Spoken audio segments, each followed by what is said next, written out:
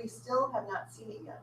The future is still so much bigger than the past, as we'll find out today with our speakers.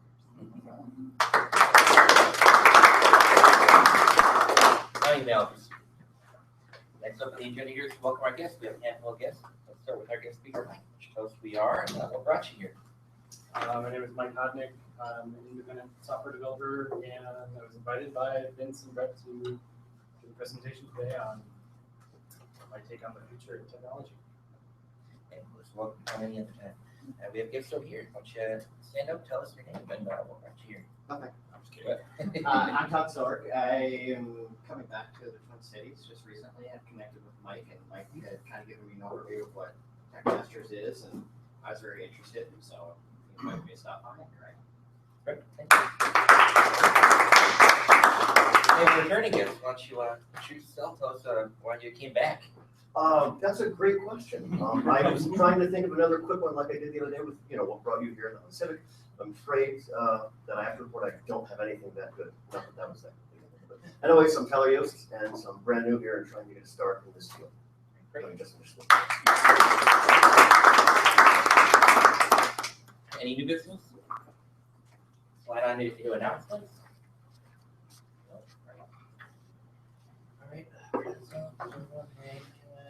All right, good. Make sure I didn't mess up and forget to modify this. So, of course, TechMonth, we have one more week left. Next week, we're going to be doing this covers life. And we're going to have a couple of these things. So a little easier day for us. We won't do a whole lot. And, of course, the .NET User Group is the first Thursday of each month at 5:30 back at ILM, our stomping grounds. And Mike is speaking. He's going to be speaking in this upcoming, right? Yeah. You ready for that one? Okay. Forget. July something, right? Yeah, first Thursday in July. So it says board here. And let's see, IoT Fuse meetup. Remember, Justin Graham came here to talk about the Internet of Things last week, and he has a really cool meetup that meets on the third Thursday. I would totally go to that if I didn't have to watch 3 children under the age of 5 every Thursday night. I think this month's IoT Fuse meetup is on ag tech and IoT and folks. Yep. Alrighty. Anything else? All right. So today's Toastmaster again for the entirety of the month is going to be Brett because it was his idea, and so we're pawning off all those duties onto him. And to help us, so please help me in introducing today's Toastmaster, Brett.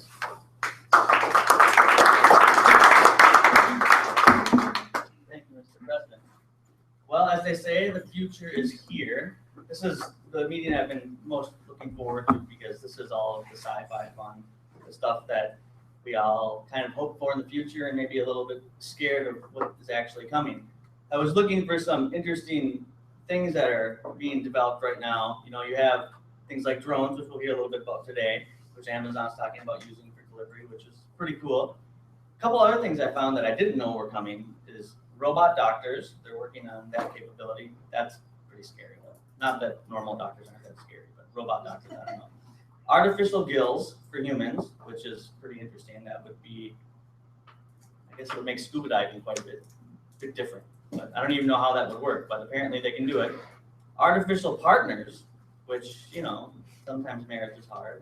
But that's an interesting one. And then, of course, our favorite guy from Google and the singularity, digital consciousness. They're already working on stuff for that. So the idea that there will be a singularity, that we will actually exist or be able to exist within the context of technology, which has a whole bunch of other implications.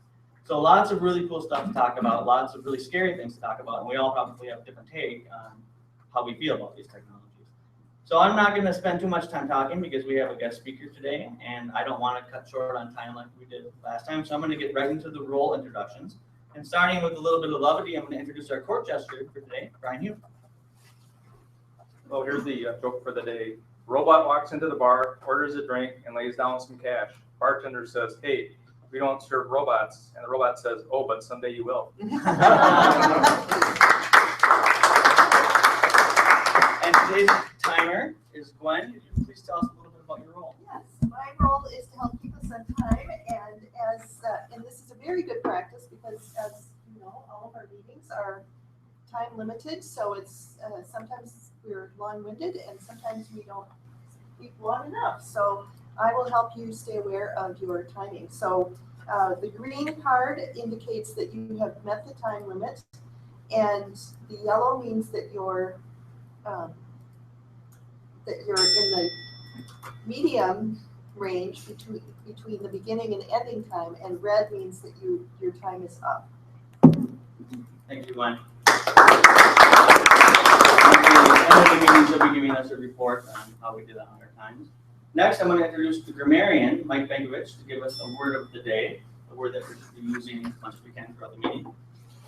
Thank you, Mr. Toastmaster, fellow Toastmasters, and welcome guests, Todd, Mike, and Travis. And I just kind of want to dive right into the word of the day. And looking at the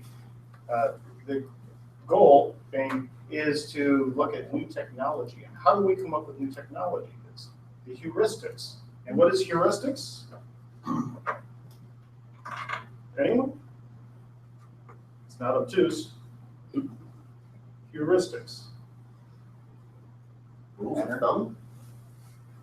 Heuristics. Pattern. Pattern. Pattern. Pattern, a way. According to the dictionary, heuristics is serving to indicate or point out stimulating interest as a means for further investigation or encouraging a person to learn, discover, understand, or solve problems in his or her own subject by experimenting, evaluating possible answers, solutions, trial and error. So when you use a heuristic approach, you are doing trial and error, diving into solve a problem. So today we will use some heuristics around the and I have a sound maker, which will be a lot of fun, and we'll see how it goes. But if it becomes too annoying, let me know. Just cut that out and use the classic analog bell. In any case, we'll have some fun. Thank you, Mike. And next, for a 1 minute speech on something interesting, our 1 minute Toastmaster is Jesse. Didn't say that interesting. Yeah. So with technology being a huge part of our future and obviously a huge part of our presentation life, I'm sure at some point we're going to come upon a point where technology fails us. And here are a few solutions to some things that might happen to us. Have a hard copy. Bring all possible cable combinations for display outputs. Bring a copy of your slide deck on USB or Dropbox. Bring your own projector if you can afford it. Bring a second backup laptop if you can, or if you have one, and bring a backup remote. Scott Hanselman, most of you guys know, technologist, also a great speaker. He writes, take a look at Al Gore's excellent presentation on an inconvenient truth. It seamlessly flows. Now imagine him running over to his laptop to hit the spacebar each time he wanted to advance a slide. Although we can't escape the inevitable failure, we can at least prepare for it. Thank you. Thank you, Jeff. Now for a little bit of energy, we move into our impromptu portion of the meeting, where Clea is going to lead us through our table topics. We'll all get a chance to answer questions randomly. Please help me welcome Clea.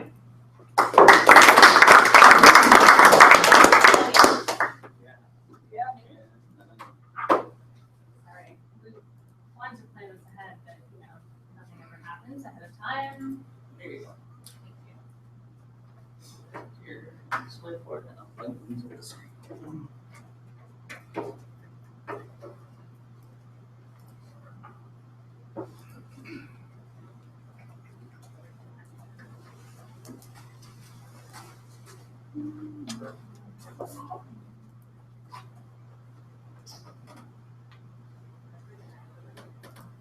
Sorry, guys.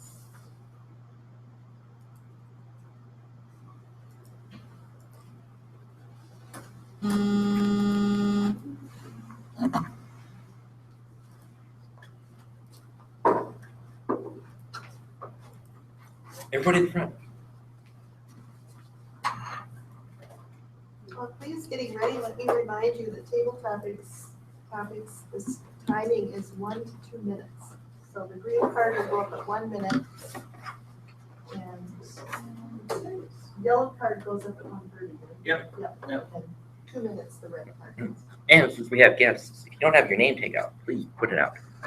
You having issues getting into Does anybody know how to work those horrible computers? Is that a Mac? Yeah. The Mac, they're the best. They just don't always work. We don't even, we don't. Gather around the front, everybody. They're chilling robot. They're just pretty slow. You can just flip your computer around.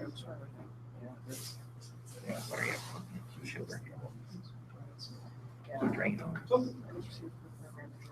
Hey. Oh. Alright. Green one. It's the present. The present Oh, button. okay. Present button on the right side. Yeah, the present. On the right. Down, Down. down. There, Up. right. Stay up. Boom. Hey. The truth is, the slides are just really pretty, so I wanted you guys to see visual. Okay, so who's eligible to speak for table topics? Should say who isn't. Who isn't eligible? Great. Okay. So Put your name in. my first speaker, I'm going to go with you, Brian. The future. So when you were a kid, what did you think the future would be like? Did you envision flying cars? Did you envision robots? Did you think we were all going to be like the Jetsons? Tell me your version of the future when you were 12 years old.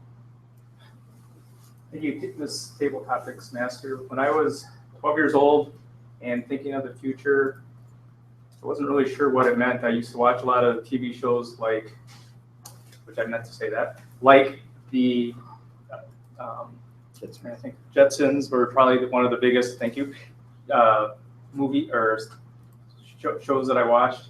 But back when I was growing up at 12, there wasn't really a lot of the technology that we have available today. I can remember my first job where dial-up and mainframes was really what I started out on. So the future wasn't in my vision back then, other than the Jetsons, which was too far out and too far not real. Where today we have the drones and the iPhones and the Android phones, and the technology is really opening your eyes to what reality could be. So to me, the future back then was a lot different than what you envision what the future can be today. Thank you.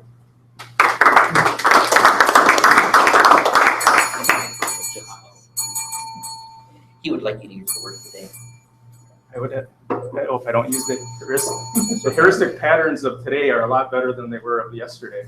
Speaking of Jetsons and flying cars and the future and robots who are a part of our lives, Katie, do you think that we in our lifetime will see flying cars? Will they become a mainstream aspect of our lives? Thank you, Madam Table Topics Master. So, I really don't know, but as someone who really likes the things that naturally fly in the air, say birds, I'm kind of hoping they don't become a thing.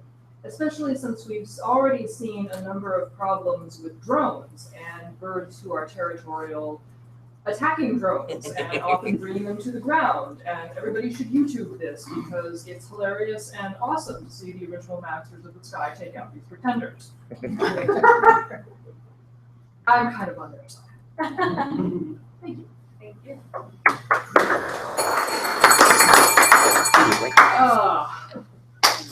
So, in addendum, I have to say that I think when it comes to things of the future, we often think about what would be cool without really thinking through the consequences or the practical uses, and we often use a heuristic to determine what we want to do or where we're going. And as we know, the formal definition of a heuristic is that it is not an exhaustive algorithm to produce a correct result, but a result that just seems correct enough, and that margin of error can introduce some pretty interesting differences.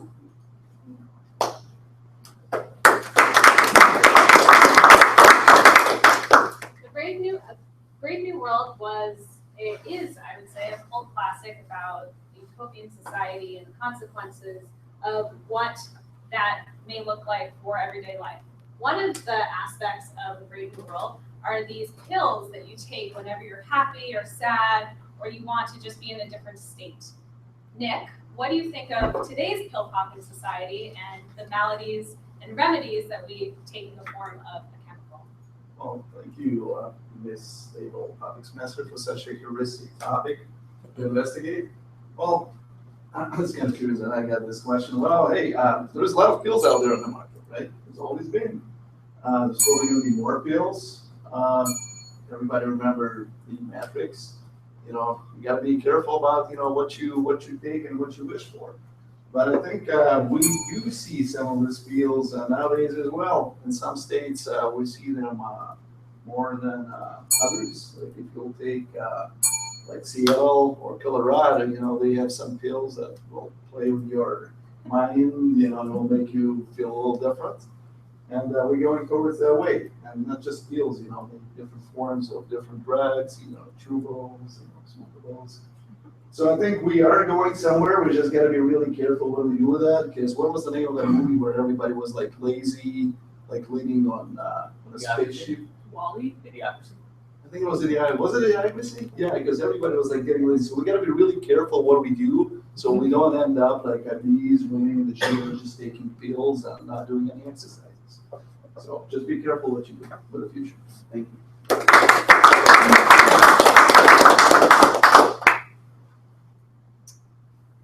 Mars has been a topic of discussion for decades. Will we live there? Who's going to move there? What would life be like if we did colonize another planet? Vince, would you move to Mars if there was an opportunity to be one of the first explorers of that planet? Thank you, Madam Tabletop Master, fellow TechMasters, and honored guests. Would I move to Mars and be one of the first people to move to Mars if I had the opportunity? The short answer is no. The long answer is, I believe last week we heard about early adopters and how we like to let other people do the stupid stuff and kind of figure it out, and then we'll come in after it's all been ironed out. I'm more along the lines of that. I would allow other people to take a heuristic approach to the matter, go to Mars, die, do things like that, you know, never come back, get your ship blown up, that sort of thing, run out of food, not breathe properly, you know, go ahead and just general geo-terraform the planet. And after a few decades, and I obviously will be dead by then, so I wouldn't even have the opportunity, then, yeah, although I would say, now that I think about it, if I were like 90, yeah, sure, why not? I'm not going to really accomplish anything else here. I'd be like, hey, that 90-year-old who went to Mars, just go ahead and die there. That'd be great. All right. Thank you, Madam Tabletop Master. The final question is for you, Marie. There is prediction, or there is new technology trying to be developed to bring the human consciousness into computers or into drones or into some sort of hologram to continue the person you love, their consciousness in another form.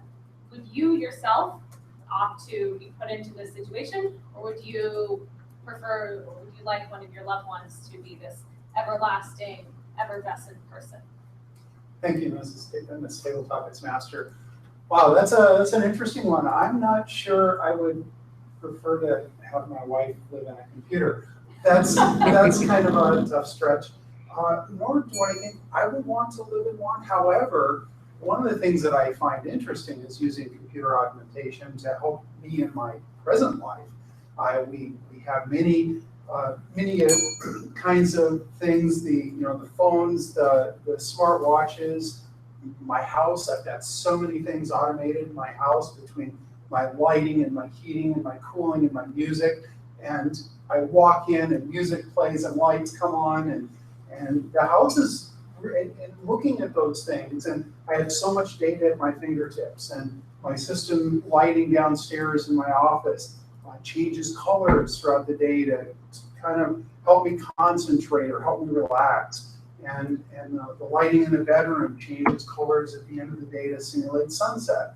And so there's a lot of things, and I think of how many more things could I automate, which drives my spouse crazy. But thinking in terms of food and doing more things, more information and more data. And if I could attach, I think of how much data we carry around now with us, and it's really exciting.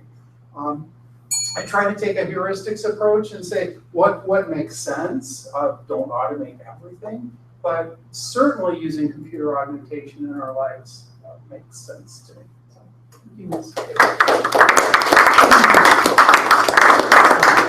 And with that, we are right on time for our 5-minute break. I will welcome back our Toastmaster. Thank you guys for your patience getting my technical difficulties done. Thank you, Leah.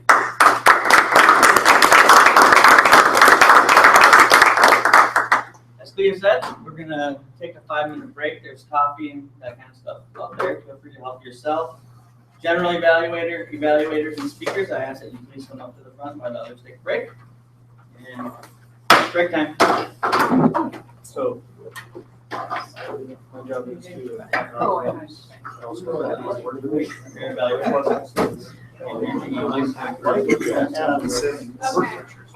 And then bring up experience. I mean, I wouldn't think it's not all the times that it's. You have no idea where it is. You click on it, shows you which language, and show your. I appreciate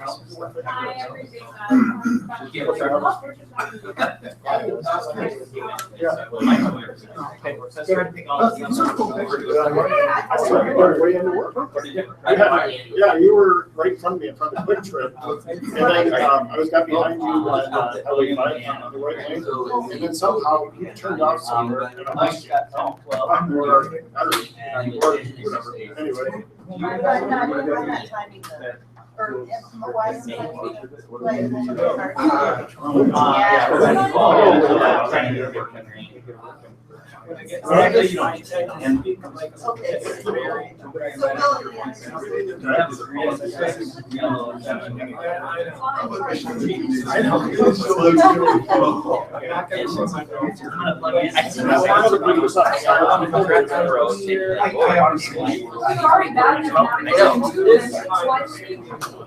why I won't answer this one.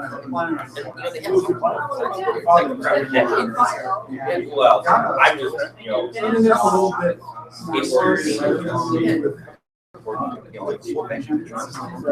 So I know, but now it's like,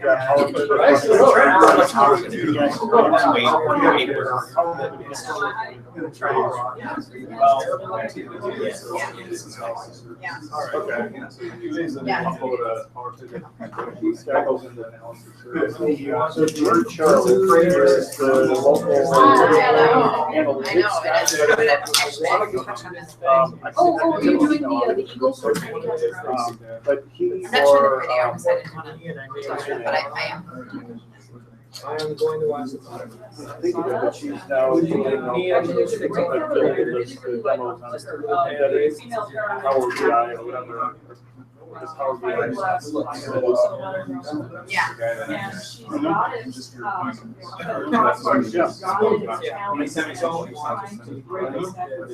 Oh, wow. Just what they do, they put birds in there. And does all the other parts. It's just not. Too hard. Yeah, so it's like, and we're Too got hard. some lines, I gotta go, another guy Lots of videos. So we can capture some documents, but yeah. So Jim is the guy that I would talk to because he's, whenever we do, kind of BI stuff. Yeah, I published an attack. Reporting, whatever, I don't know that he's sure necessarily, but it's part of the BI story. And I know from, friend I was the going BI with being went to all the bathroom and they services to started do to sure and like attack us. the BI onto Excel spreadsheet, Yeah, I how, was like, you're an idiot, get back in. how it did it inside of the spreadsheet. I was like, okay. So then, spreadsheet thing, refresh, and it builds into the yeah, yeah, shoot me an email and I'll see if I can connect you with someone that, During the season when the checks are flushing. Mr. Austin. Hey, Mr. Bekovich, how are you? I don't know what I'm doing. See you again. So you can't really. Did you come? Oh, we have fun. Yeah. I didn't know. I just wanted to use the right. People carry umbrellas and yours. And we're down. And we can also ban or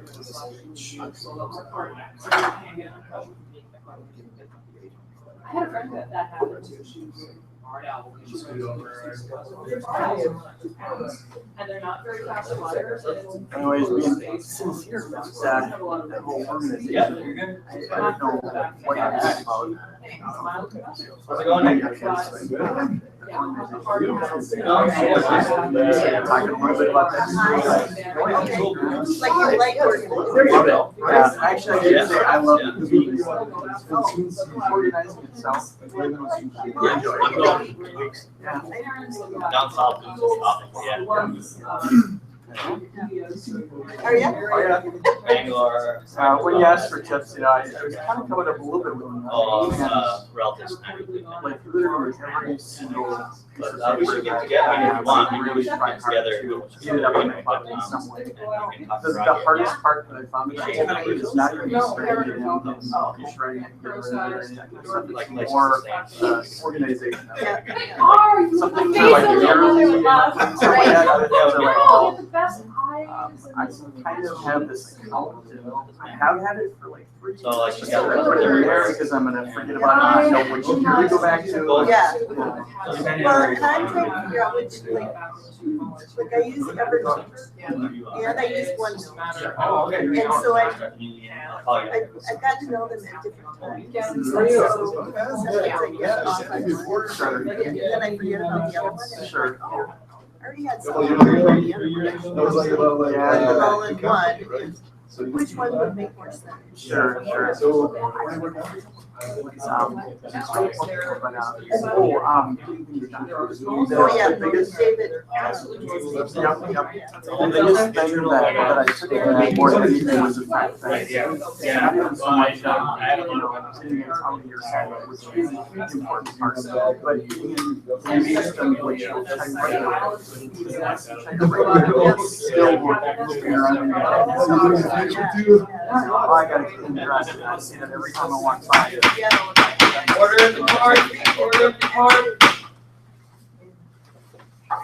Welcome back. We're going to start our prepared speech portion of the meeting today, and we are fortunate to have a guest speaker today. When we picked this topic, I immediately thought of Mike because of what he does. For those of you who don't know, he's a musician and he's integrated music into technology, doing live coding performances. And it's something not a lot of people are doing. So if you want to find it, you got to ask Mike. He's got CDs out there that you can download, and there's other people that are doing it too, but it is pretty difficult to find it. It's definitely one of those things where technology is changing art. I mean, we think of technology as changing our daily lives, our sciences, medical field. It's also impacting art, music, and all sorts of different things like that. So when I asked Mike what he fears most about the technology, he said, "What worries me most about how technology shapes our future is how it will become monetized and how our privacy may be compromised in the process, rather than maximizing technology to the full benefit and its potential." So today, talking about live code as performance, please give me a very warm welcome for Mike Hodman.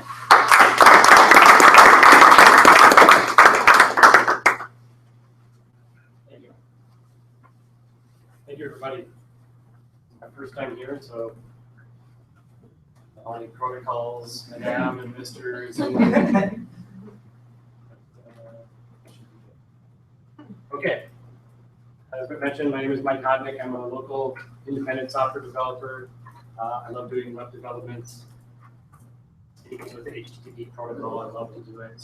But I also mentioned I'm also a musician. I produce electronic music. And I'm a lifelong musician, but I love combining these two things together as well. And let's start with, I guess, posing a question, which is why do we write code? So I may be falsely assuming that a lot of you are software developers. How many are software developers? Okay, quite a few. So maybe we asking software developers, this is a, anyway, why do we write code? I will throw out there that we write code to solve problems. Most of us are gainfully employed. We show up at our desks. We have a manager or a business. We are working on projects, building applications, we're solving problems. We're working for the man, right? We're building something for somebody else because somebody told us to.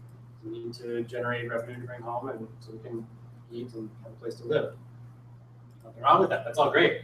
But we're solving problems. We're shipping data from point A to point B. We're trying to figure out how to get a customer to pay for something online and get that money into a bank account. So we're writing code to solve problems. So what if we take that and flip it upside down and instead write code for ourselves? What if we write code for a temporary purpose that doesn't have an endpoint or an end goal, but to write and not head in any particular direction, to create art, to be creative, and what if we think of writing code in that sense? Because we have modern technologies, dynamic languages, and runtimes, we can do some of these things. So that's where coding as performance comes in. I think there's a few specific attributes that define what live coding is or live coded music performance is, or not necessarily even music, but it could be something visual or some other type of artistic context. I'll touch on some of those things. But I think there's overall a few specific attributes that can define this. And I think because of modern technologies with programming languages and environments, editors and runtimes, we can now harness those things to make these things possible. So it's a very kind of specific look at programming as a technology, but it's really cool. So one of the first things that I think defines using programming languages for live performances is text as notation. If you think of a pianist sitting at a piano, the pianist isn't building the piano, they're not tuning the piano. They're reading music that notates what notes to play, how long to play them, what rhythm to use. And as a programmer using code with live performance, I don't want to build the piano. I don't want to create a program or create that whole environment to talk to my sound card or talk to my graphics card. I want to use concise notation to indicate what sounds to play, what rhythm to play them in, or how those sounds should change over time. You don't have to follow this exact example up here, but for the top block, I've got some code that might describe some music. The bottom is more of a graphical example. So as maybe a visual artist, I want to define what colors to use, where those colors should be on the screen, and how those colors might move over time. I don't want to do direct graphics card programming. So I think it's important to harness some of the dynamic capabilities of programming languages to allow us to code at that abstraction, that level of abstraction, and not do low-level programming to make performance possible. Another important part is very fast feedback to create liveness in our performances. Again, thinking of a pianist playing piano, if they make a mistake, they can respond to that mistake as fast as their nerves and muscles and ears can work. And they can make a correction very quickly. And as a live programmer, we need that very fast type of feedback mechanism to make that experience live. In COBOL program or VB6 or some older programming language, some older technology, these things aren't really possible.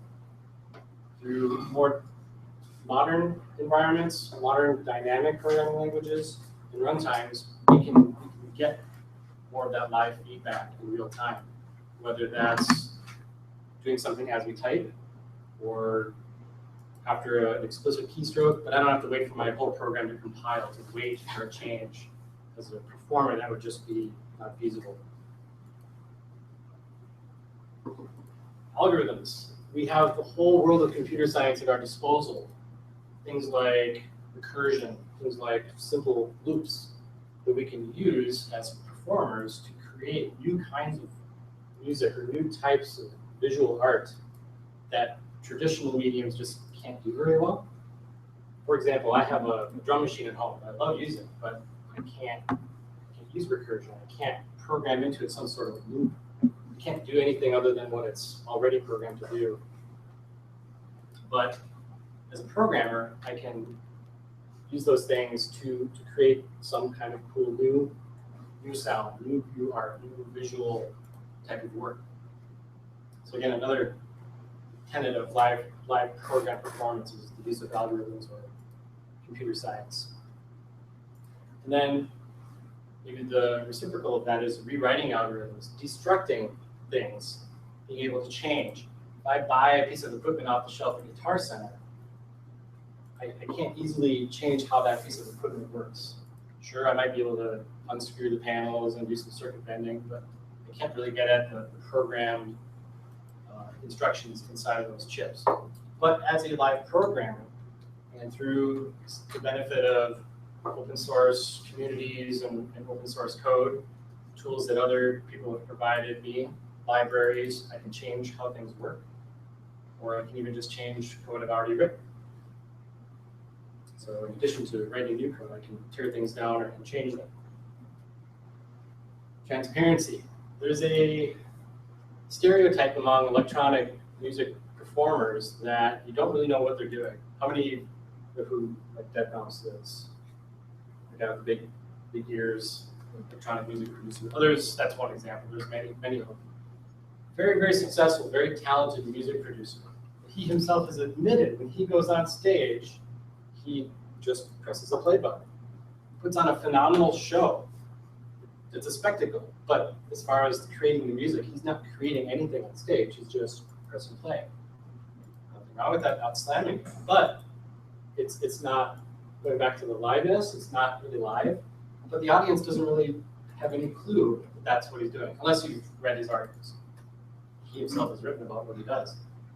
So as live performance programmers, we embrace transparency. We want to demonstrate that what we're doing is genuine and authentic. When we make a change, you can see that on a projected screen, and you can see that or hear that change took place. So we show our screens, we embrace that.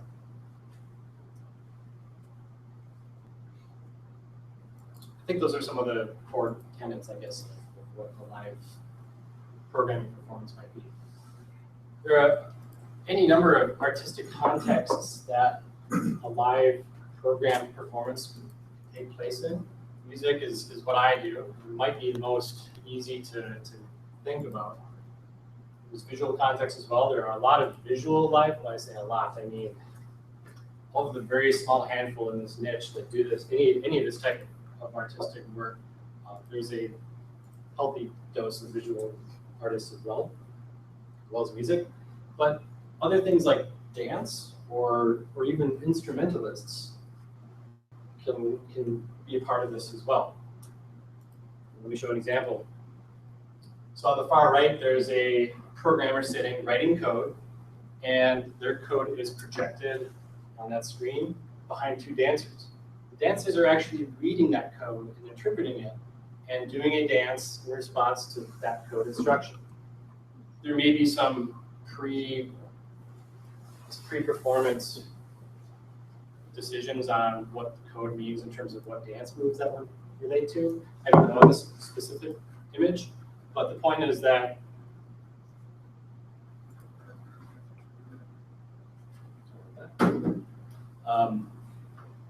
speaker interference with the phone. But in this case, the dancers are interpreting the instructions, not necessarily a computer, which is, I think, pretty fascinating. The same goes for instrumentalists. I've seen performances of live coders controlling what an instrumentalist should be, a percussionist, or a wind player, or a string player. So instead of reading traditional music, they're reading code to interpret what to do. This is real stuff that actually is happening out there. So I guess in summary, live coding performance has a few key features that I want to just touch on again. Improvised, I didn't really mention improvisation, but often improvisation is used with code and code-based notation. It's something that can change. Looking at that abstraction level notation. Feedback and liveness. You have to wait for something to compile, and there's that delay time of making a change and hearing or seeing that change. It's not live enough. We have to be able to use modern programming environments, dynamic languages, and runtimes to be able to get that very fast feedback. Use of algorithms to build up something new that traditional equipment can't do, and to tear those things down. And embracing transparency to offer a genuine and authentic performance to reveal what we're doing. We're not hiding the creation of our art. So with that, I want to do a demo. I'm going to do a mini live performance, I guess, with a very small amount of time I've got left, as fast as I can type. Hopefully it's very live and there's very fast feedback. I would love to explain what I'm doing, but I probably won't have enough time for that, so I would be glad to stick around after, or you can get in touch with me later. So I'll just dig into it here. I use an environment called Tidal Cycles, which is based in Haskell. And it's actually playing samples through a sample synthesizer written in C++. I'll leave it at that, and just get going here.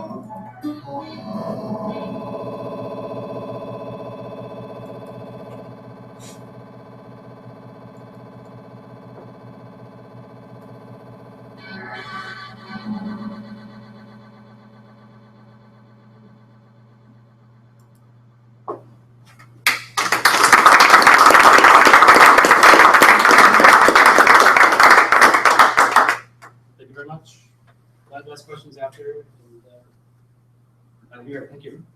Thank you, Mike.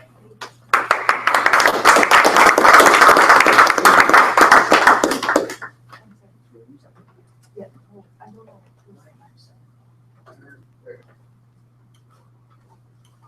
Thank you very much for that, Mike. Man, I have so many questions about what you just did. That's amazing. So do you find that you're a much more proficient typer after doing all this?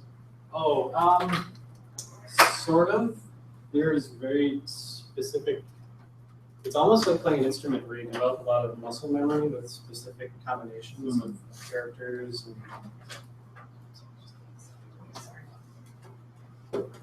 So I don't think so. I think as a programmer, like regular day job programming, I think that's development techniques a little better than this, which is more about remembering specific combinations. Very, very cool. All right, so next up is going to be Leanne. She's going to be talking to us all about drones. And when I asked her what she thought about technology, she said, what excites me is the speed of technology drones will allow for fast delivery, which is, I used to think that people would never shop online because you can't get it that day. Now we're pretty close to that with some of the Prime offerings. They have same-day delivery in some cases. But if you can get it within a couple of hours, that would just be awesome.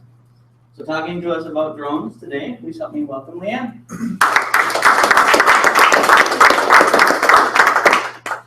Thank you, Mr. Toastmaster, fellow Toastmasters and welcome guests.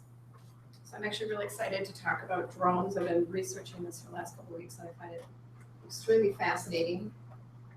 It is going to be tough to top Mike's presentation, but I'm going to do a poor man's heuristic approach to drones. So I'm going to talk a little bit about just broad overview, a little bit of drones within the military and business, and then the commercial use, and talk about regulation.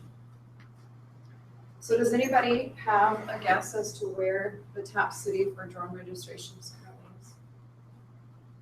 Yeah, Austin.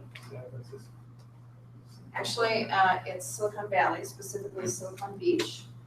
So this is a heat map of where all the top drone registrations are for both commercial and hobby use. So California is the top state. Burbank actually is high on the list also because they're actually shooting a lot of films from Hollywood in that area. So within the drone world, there is a ton of commercial use as well as civilian and defense, but defense is really dominating at the current time. So in terms of other areas that are growing, it's drones used in aerial, in agriculture, in areas like management, for energy, as well as oil, mining, and gas. Currently, revenue for drones is about $8 billion. It's expected to grow to $21 billion by the year 2021.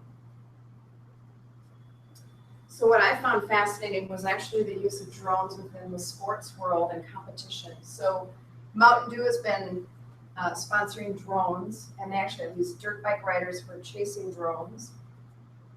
This is actually a pimped out drone from the men's #1 tennis player, Novak Djokovic. So one of his sponsors gave him a drone. He actually had it decorated, and then he was using it to fly over one of his tennis tournaments.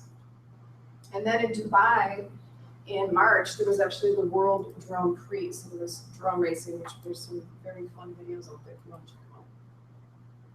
So in terms of business, Walmart is working fast and furious to actually use drones for inventory management. So within their distribution center in Bentonville, it's about 1.2 million square feet. They're working on the technology so that they can reduce their inventory management time from 30 days down to 1 day. So it would be managed through drones who are reading what's in stock, what's not, and then somebody's managing from a computer system.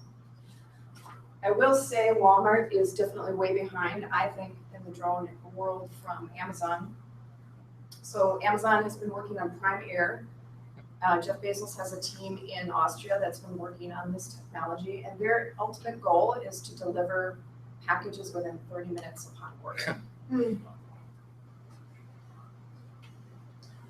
So within all of this drone world comes regulation, especially with the growth of consumer use. So does anybody own a drone? I know you do. What does that mean? Yes or no? Stolen helicopters, you call them. Oh. So you actually are required to register your drone if it weighs more than a pound. It only costs $5, so very easy. There's also something called geofencing. So some people want to have their area around their homes geofenced, so that will prevent other people from operating drones around that. And then, of course, there's issues of security, which is on a lot of people's minds, especially around hacking. So some people are concerned that people flying drones might be taking pictures of license plates and hacking into their personal information, things like that.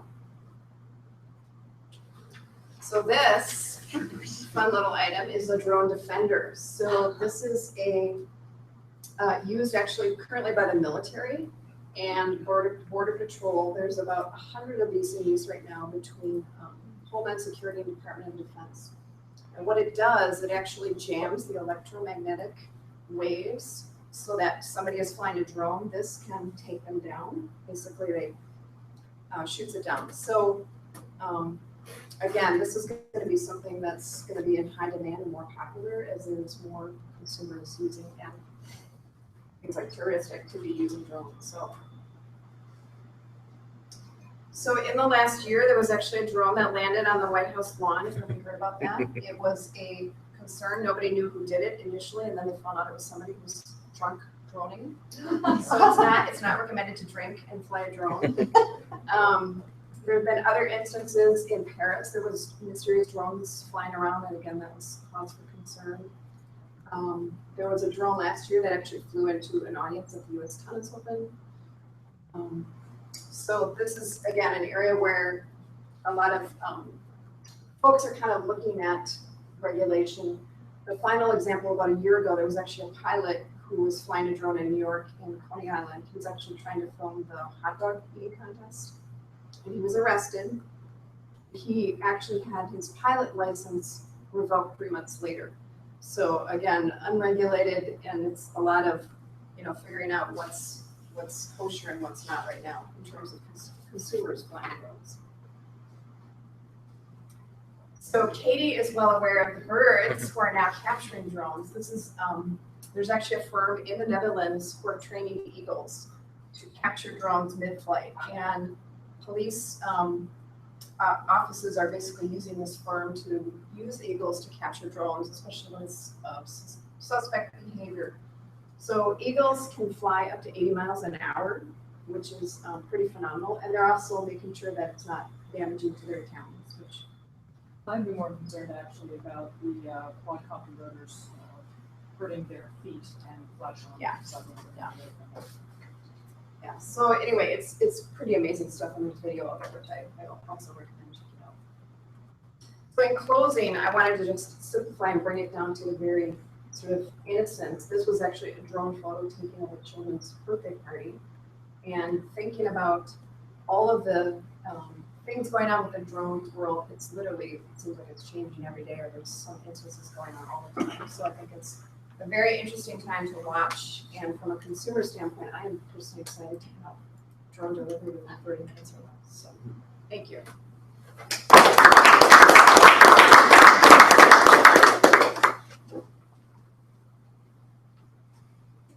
Thank you, Leanne.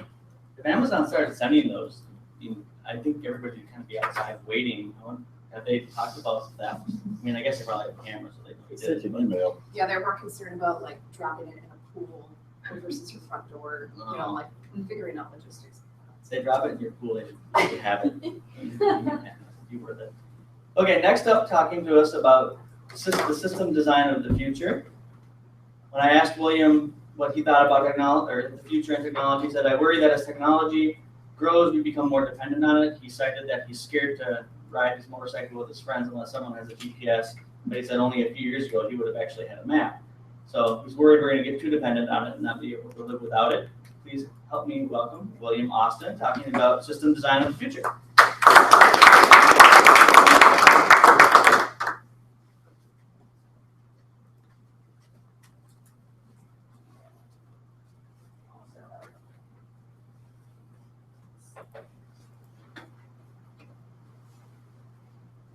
Everyone has a joke to tell while I'm setting up.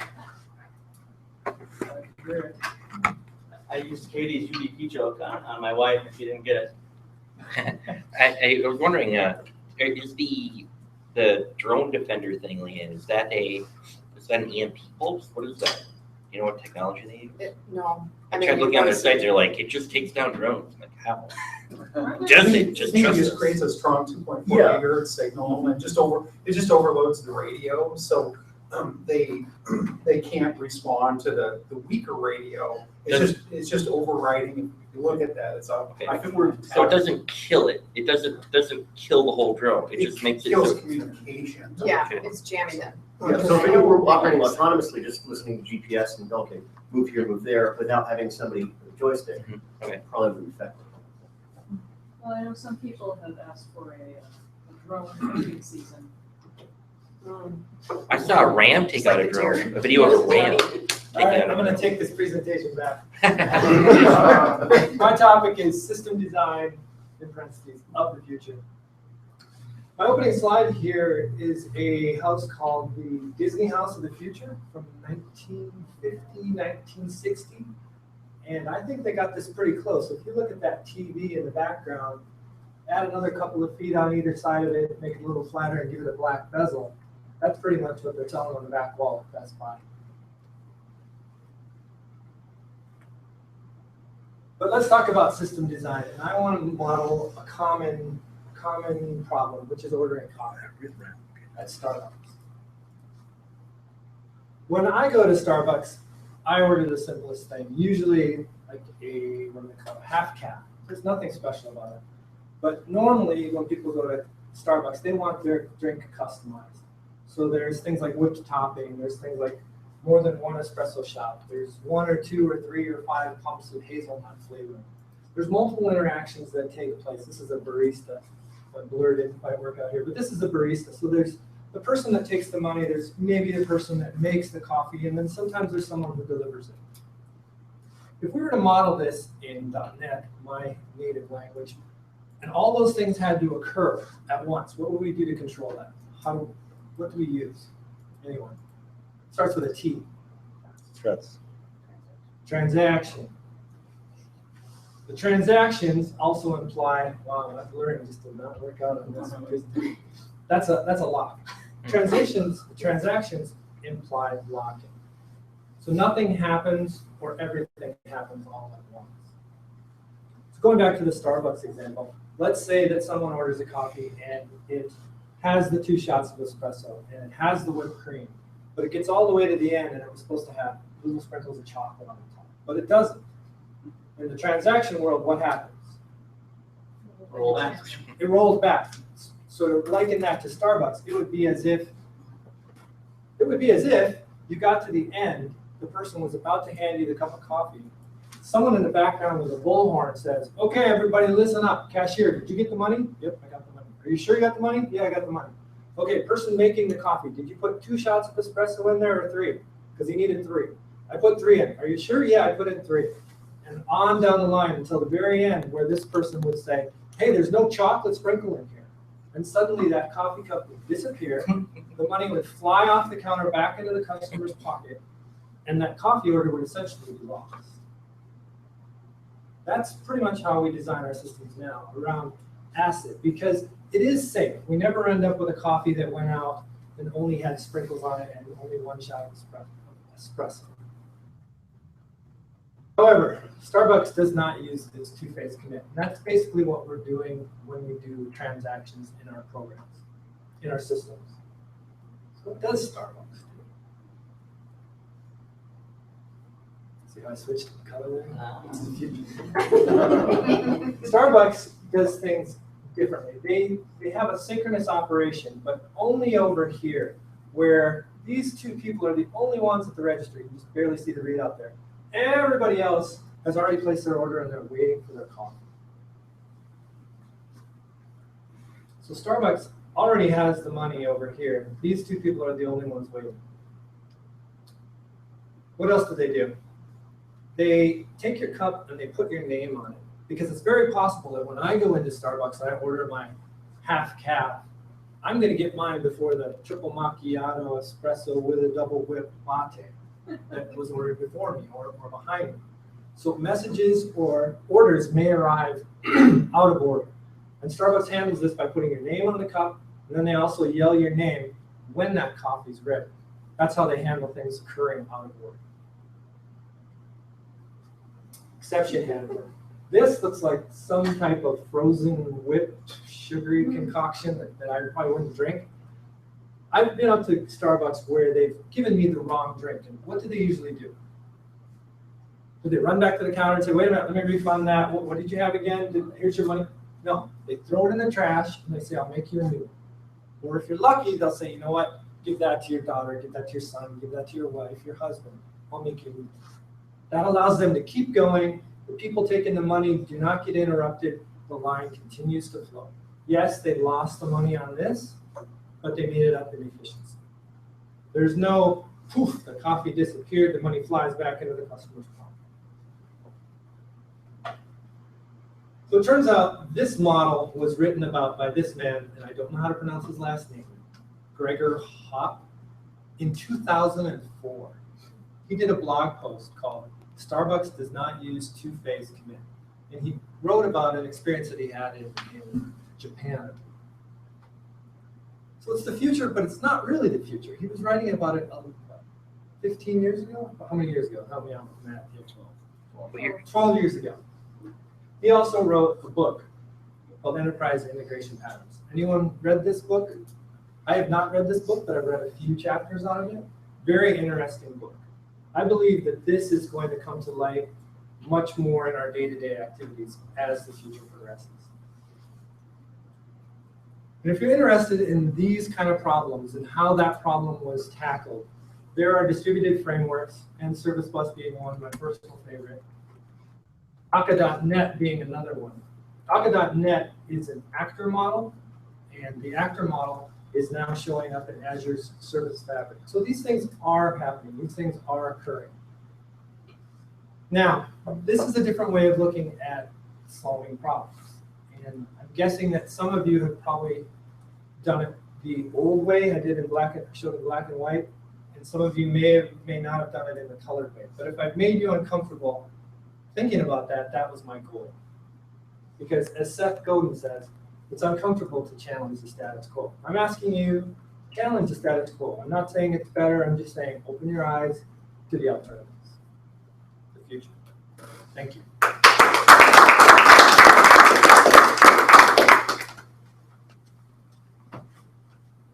Thank you, William. It is funny, if you've been doing software development, from 2000 on, if you're working for corporations and businesses, you're largely working with a relational database. So that two-phase commit thing is kind of buried into our design. And so I find myself, when I'm talking with colleagues, someone will always say, well, what happens if it fails? And the question I ask, well, does it matter?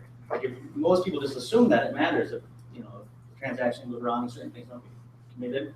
In a relational database, unfortunately, it does matter because they won't really allow it in most cases. But these other technologies, you can actually ask the business question, like, do we care? And Starbucks says, no, we don't care. We're just going to take a loss and move on. So it is definitely a paradigm shift.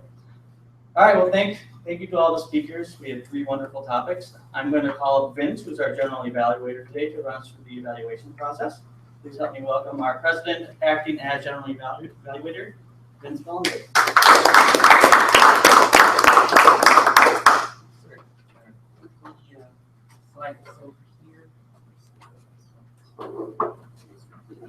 All together.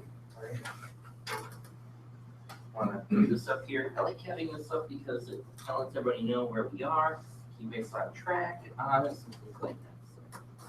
So, do that. Thank you. But like Brett said, we have a couple of great speakers here. We will save Mike his ego, and we'll skip Mike, and we'll slide right on over to the general evaluation of the other 2 speakers here, and evaluating Ian today is please. So on your speech, Ian, I thought the topic was very appropriate for the day. It tied in perfectly. This is actually one of the book assignment speeches, I should mention, and some of the things that it's suggesting is looking for sentence and paragraph construction that's simple and short, avoiding jargon and unnecessary words, and using correct grammar. So this is the evaluation guide for how to say it. So you had very clear sentences, you had some good pictures, the instant delivery and instant gratification that we all seem to be looking for at one right now. You were very understandable, enunciated very well. There was no jargon that I detected. I like the rhetorical device of the drum droning, which is kind of terrifying when you think about that. It's immediate one, yeah, that's holy hell. I thought the speech purpose was very clear and it was organized very well. The one thing you had asked to look at filler words, and one thing I noted is that when you looked at your notes versus either the back screen of the laptop, that seemed to be when you put a filler word in. And I have a hunch that you were kind of looking at the note and then thinking about something. And so you had asked me to look for filler words, and I just point out that when you looked at the notes, it seemed like as you were looking at them, that's where a filler word ended up. So I thought it was simple and clear, and I liked your facial and hand gestures. So it was a great speech. Next up is Nick, evaluating Will. Let me say thank you for a very interesting speech. That's how I'll be thinking about transaction next time in Starbucks. Or they make coffee. Right, so we'll start with the positive things, with the good things in your presentation. Really like your eye contact. You really made eye contact with everyone, so that's awesome. That's important. Your hand gestures were appropriate, at the time, so nothing really funny or extraordinary, very appropriate. You really had good interaction with the audience. You asked questions, and people were interacting with you, and you also used many jokes. You made us laugh several times. This is very important. So really, really good. Keep doing that. Your presentations. Really good use of pointing device. That mini laser was really helpful. I wish more of us will be using it. Good pauses. When you were doing your speeches, you made pauses at the right time, so that's really helpful to let information sink. Good voice volume, so everybody could hear it. It's not a big room, so maybe that's why. But it was appropriate for the room, so it's really good. And overall, created really comfortable, positive listening environment. Sometimes you just look at the speaker and you feel, hey, that speaker just irritates the hell out of me, right? You were not one of them. So, really good. So things that you might want to improve. All right. You asked me to watch for confidence, easiness, and smoothness of your speech. While I was looking really hard, I could not find anything. If I found anything that would be, that you're probably a perfectionist, that you really want to do something you always maybe doubt yourself, but you're not really doing that bad. You're actually doing great, so you shouldn't be afraid of that. It's probably all inside because I couldn't see everything else. What I did see, a couple of things. Your leg movements, nothing extraordinary, but you kind of I didn't see anybody move like this. You do like this, and then you kind of drag your feet behind. Maybe you're hurting a little bit or something, but again, nothing special. And then the clearing the throat when you were doing the first sentence, introduction to your speech, you were doing clearing the throat. If you were doing 30 seconds before the speech, that would be a lot better. So other than that, your time was 6:50. You asked me to time it a little over than what you wanted, but thank you for a great speech. Moving right along with the preparing report. Mr. Toastmaster, fellow Toastmasters, in the interest of brevity and in timing, I was watching for ahs and ums, and I did not see a lot of ahs and ums, although Nick, you didn't have the most, but you were able to control it when you were on a roll. You had a sentence that you were going with, and you would go with it. And I was looking for ahs and ums, and then you didn't do it. I was like, that's great. So I saw some good. I also saw the word picture, like a perfectionist. I like that. The word picture for the day goes to someone who says I, or says like or as, and two people came up like the Jetsons, like the TV shows that we used to watch, like the Jetsons. I thought Brian's talk like that was good, and I also liked Katie's taking out the predators, or like a falcon taking out the drones. I thought that was probably the best word picture that I saw. So the word picture was Katie.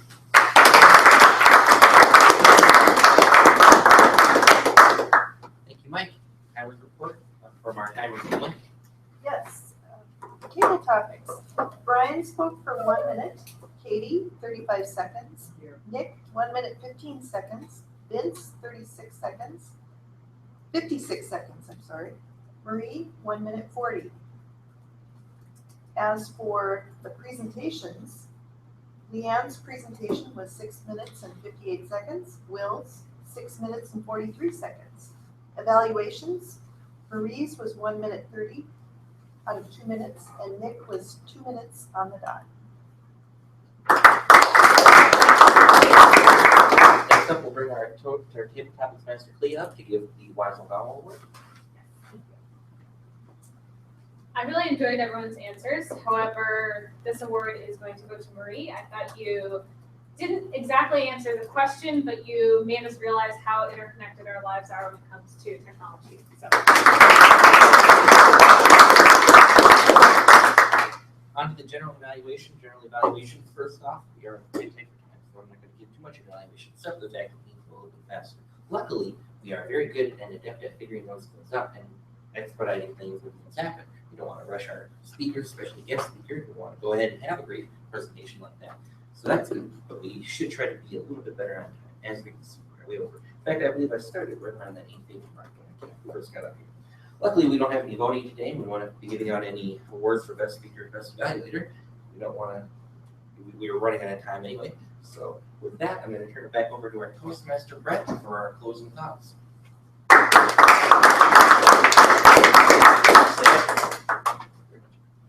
Thank you, everybody, for participating in the meeting. And again, let's give a round of applause for Mike. That was awesome. And I would like to award Mike the Sparklet for the day for showing us something that we probably all haven't seen before in a technical way, and it was really cool stuff. With that said, next week is This Technology's Life. We have 2 guest speakers next week, and to close out the meeting, I'm going to re-invite our club president up to close out the meeting. Please up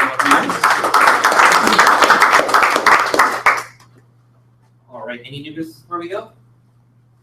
Announcements? If anyone wants to see that video I talked about of a hawk taking out a drone, I have it on my laptop. I also pulled up a different video that's, I think, I haven't seen that one, but also it's really cool. A ram taking out a drone. Whoa. Because he's like, cool, a ram. And he goes in and knocks it out. And then he goes to find his drone, like, where is it? And the ram takes him out. So again, next week's meeting, we're going to have a couple of great guest speakers. And I would like to close with that from our topic, who is when, and part of the role of timing for some strange reason is to also give them vacations, opening thoughts and closing thoughts. So we like to do, we like to start off the meeting by giving something inspirational and taking something inspirational away for the rest of the week. Thank you, Vince. We are called to be architects of the future, not its victims, by Buckminster Fuller.